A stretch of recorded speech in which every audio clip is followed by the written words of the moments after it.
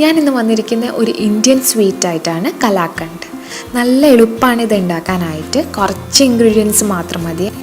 ഒരു 15 to 20 minutes കൊണ്ട് നമുക്കിത് ഉണ്ടാക്കാൻ പറ്റും. അപ്പോൾ നമുക്കിത് എങ്ങനെ ഉണ്ടാക്കണമെന്ന് നോക്കാം.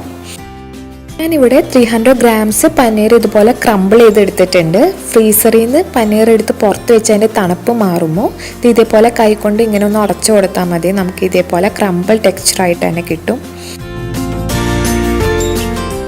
അടി കട്ടിയുള്ളൊരു പാത്രം എടുക്കുക. അതിലേക്ക് 1/4 ഗ്ലാസ് പാൽ ഒഴിച്ച് കൊടുക്കുക. ഫുൾ ഫാറ്റ് മിൽക്ക് തന്നെ ഒഴിച്ച് കൊടുക്കണം. ലോ ഫാറ്റ് മിൽക്കൊന്നും ഉപയോഗിക്കാൻ പാടില്ല. എന്നിട്ട് അതൊന്ന് നന്നായിട്ട് തിളപ്പിക്കുക. പാല് തിളച്ച് തുടങ്ങുമ്പോൾ നമുക്കൊന്ന് നന്നായിട്ട് ഇളക്കി കൊടുക്കാം. ഇനി നമുക്കിതിലേക്ക് മിൽക്ക് മെയ്ഡ് ചേർത്ത് കൊടുക്കാം. ഞാനിവിടെ 397 ഗ്രാംസിൻ്റെ ഒരു ടിന്ന് ഫുള്ള് ചേർത്ത് കൊടുക്കുന്നുണ്ട്. എന്നിട്ട് ലോ ഫ്ലെയിമിൽ ഇട്ടതിന് ശേഷം ഇങ്ങനെ പതിയെ ഇങ്ങനെ ഇളക്കി കൊടുക്കുക. മിൽക്ക് മെയ്ഡ് ചെറുതായിട്ടൊന്ന് ചൂടാവുമ്പോൾ നമുക്കതിലേക്ക് പനീർ ചേർത്ത് കൊടുക്കാം.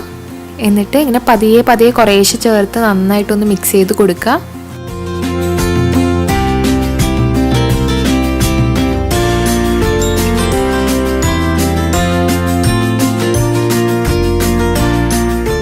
ലോ ടു മീഡിയം ഫ്ലെയിമിൽ ഇട്ടിട്ട് കണ്ടിന്യൂസ് ഇങ്ങനെ ഇളക്കിക്കൊണ്ടിരിക്കണം. അടി പിടിക്കാതെ നോക്കണം, അതേപോലെ തന്നെ കരിയാതെ നോക്കണം. ഇളക്കണേൻ്റെ ഇടയിൽ സ്പൂൺ കൊണ്ട് തന്നെ നന്നായിട്ടൊന്ന് മാഷ് ചെയ്ത് കൊടുക്കുക. അപ്പോൾ പനീറും കണ്ടൻസ് മിൽക്കും പാലൊക്കെ കൂടെ നന്നായിട്ട് യോജിച്ച് കിട്ടണം.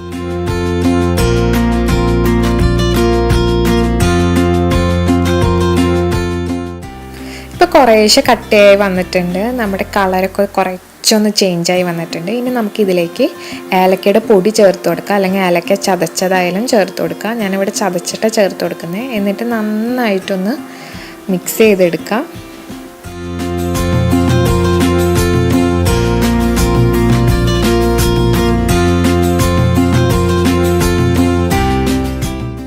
ഇപ്പം അത്യാവശ്യം നല്ല കട്ടിയായിട്ട് വന്നിട്ടുണ്ട്. കൂടുതൽ ഡ്രൈ ആക്കേണ്ട ആവശ്യമില്ല. ഇതിൻ്റെ ഉൾഭാഗം കുറച്ചൊരു ജ്യൂസി പോലെ ആയിരിക്കണം. അപ്പോൾ അങ്ങനെ ഒരു ടെക്സ്ചർ ആയിരിക്കണം ഇത് ഉണ്ടാവേണ്ടത്. അതുകൊണ്ട് ഈ ഒരു പാകത്തിന് നമുക്കിത് ഫ്ലെയിം ഓഫ് ചെയ്യാം. പാനിൽ നിന്ന് ഇങ്ങനെ വിട്ടു പോരുന്ന ഒരു പരുവത്തിലായിരിക്കണം ഉണ്ടാവേണ്ടത്. നമ്മൾ കണ്ടോ, ഒക്കെ കൂടെ കൂടി ചേർന്ന് ഇതുപോലെ ചെരിക്കുമ്പോൾ പാനിൽ നിന്ന് ഇങ്ങനെ വിട്ടു പോകുന്ന ഒരു പരുവത്തിലായിരിക്കണം ഇത് ഉണ്ടാവേണ്ടത്. ഇനി നമുക്കിതൊരു പ്ലേറ്റിലേക്ക് ഒഴിക്കാം. ഞാനിവിടെ ഒരു സ്റ്റീൽ പ്ലേറ്റ് ആണ് എടുത്തിരിക്കുന്നത്. അടിഭാഗം നന്നായിട്ട് ഗ്രീസ് ചെയ്തിട്ടുണ്ട്. അതിനുശേഷം മാത്രം നമ്മളിത് ഒഴിക്കുക, അല്ലെങ്കിൽ അടി പിടിക്കും. ഒഴിച്ചതിന് ശേഷം അതിൻ്റെ ടോപ്പ് പോർഷൻ നന്നായിട്ടൊന്ന് ഫ്ലാറ്റൻ ചെയ്ത് കൊടുക്കുക. ഞാനിവിടെ പാത്രത്തിൻ്റെ ഇത്ര മാത്രമേ ഒഴിക്കുന്നുള്ളൂ, എന്നാലാണ് ആ കറക്റ്റ് തിക്നെസ് നമുക്ക് കിട്ടുള്ളൂ. ഇതിന് പറ്റിയ ഒരു പ്ലേറ്റ് ഉണ്ടെങ്കിൽ അതിലേക്ക് മാറ്റണതായിരിക്കും നല്ലത്. എൻ്റെ കയ്യിൽ ഇല്ല, അതാണ് ഞാനിപ്പോൾ സ്റ്റീൽ പ്ലേറ്റ് യൂസ് ചെയ്തിരിക്കുന്നത്. ഇനി നമുക്ക് ഇതിലേക്ക് ചെറുതായിട്ട് കട്ട് ചെയ്ത് വെച്ചിരുന്ന ബദാം, കാഷ്യൂനട്ട്, പിസ്ത ഇതൊക്കെ നമുക്ക് ഇതിലേക്ക് ചേർത്ത് കൊടുക്കാം.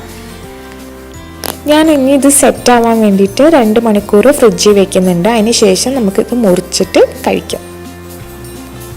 അങ്ങനെ നമ്മളുടെ സിമ്പിൾ ആൻഡ് സ്വീറ്റ് കലാക്കണ്ട് റെഡി ആയിട്ടുണ്ട്.